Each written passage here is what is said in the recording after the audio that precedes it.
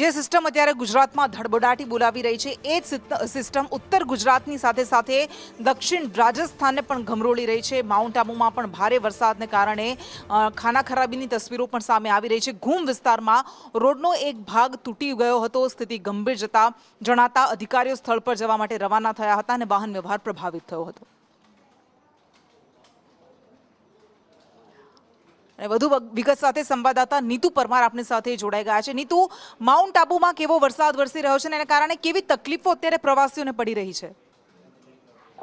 કૃષ્ણાજી, તમે હમણાં જોયું હશે કે ભાઈ એક સાઈડનો રોડ ક્ષતિગ્રસ્ત થઈ ગયો છે। પાણીનો વહાવ ખૂબ વધારે છે અને વરસાદ આજે 2 દિવસથી સતત વરસાદ ચાલી રહ્યો છે, જેના લીધે એક સાઈડનો રોડ ક્ષતિગ્રસ્ત થઈ ગયો હતો, એટલે વાહન વ્યવહાર પ્રભાવિત થઈ ગયો છે। એક સાઈડનો રોડ ચાલુ છે, સિંગલ નાના વાહનો હમણાં કાઢીએ છીએ, બાકી મોટા વાહનો તો જઈ શકતા નથી। જી બિલકુલ, આભાર આપનો। એટલે આખા ગુજરાતમાં અત્યારે ભારે વરસાદ વરસી રહ્યો